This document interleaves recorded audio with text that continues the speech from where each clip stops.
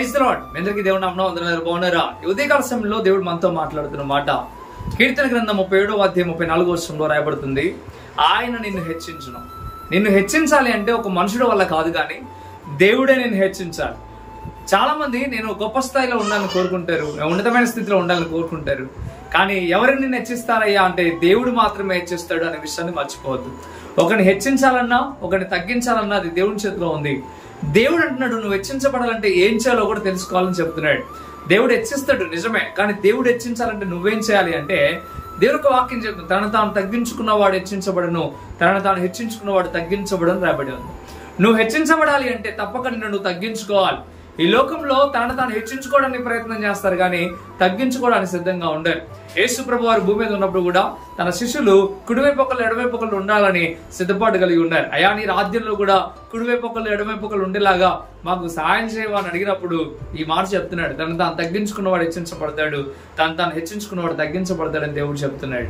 యేసు ప్రభు లాంటి వాడే తను తాను తగ్గించుకున్నాడు. ఈ లోకాన మానవుడిగా వచ్చినప్పుడు ఎలా బ్రతకాలో నేర్పించడానికి ఆయన తను తాను తగ్గించుకున్నాడు. ప్రియమిత్రులారా, ఒకసారి ఆలోచించండి, నేను హెచ్చించుకుంటున్నావా? అయితే ఎప్పుడైతే నువ్వు హెచ్చించబడలేవు, ఎప్పుడైతే నువ్వు తగ్గించుకుంటావో అప్పుడు దేవుడు నేను హెచ్చిస్తాడు. హెచ్చించబడాలనే ఆశ నీకు ఉంటే సరిపోలేదు, కానీ నిన్ను తగ్గించుకోవడం ప్రారంభించు. పెద్దల దగ్గర తగ్గించుకో, ఇదిగో నీ ఉపాధ్యాయుల దగ్గర తగ్గించుకో, నీ సేవకుడి దగ్గర తగ్గించుకో, నువ్వు ఏ చోట ఉన్నా నువ్వు తగ్గించుకోవడం ప్రారంభించు. ఎప్పుడైతే నువ్వు తగ్గించుకుంటావో అప్పుడు దేవుడు నిన్ను హెచ్చిస్తాడు. నిజంగా దేవుడు గొప్పగా నీకు ఈరోజు మాట్లాడుతూ ఉన్నాడు. నిజంగా గొప్ప విషయం ఏంటంటే తగ్గించుకున్నవాడు మాత్రం హెచ్చించబడతాడు. బైబిల్లో తగ్గించుకున్న వాళ్ళు హెచ్చించబడ్డారు.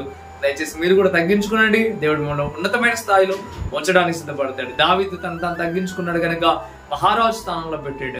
దానియేలు తను తాను తగ్గించుకున్నాడు కనుక ప్రధానమంత్రి స్థాయిలో దేవుడు పెట్టాడు.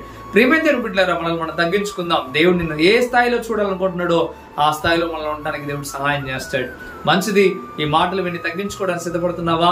అయితే నీ కొరకు ప్రార్థన చేస్తాడు. పరిశుద్ధుడా, వందనాలు ప్రభా, నీ బిడ్డల ప్రభా, మాటలు విని అయ్యా నీ మాట విని ప్రభా తను తాను తగ్గించుకోవడానికి సిద్ధపడుతుండగా వారిని హెచ్చించమని బ్రతిమలాడుతున్నాను. ప్రభా, మీకు లెక్కలేని స్తోత్రం. ఆయన నీ సన్నిధిలో గొప్ప స్థాయిలో బిడ్డలు ఉండాలి.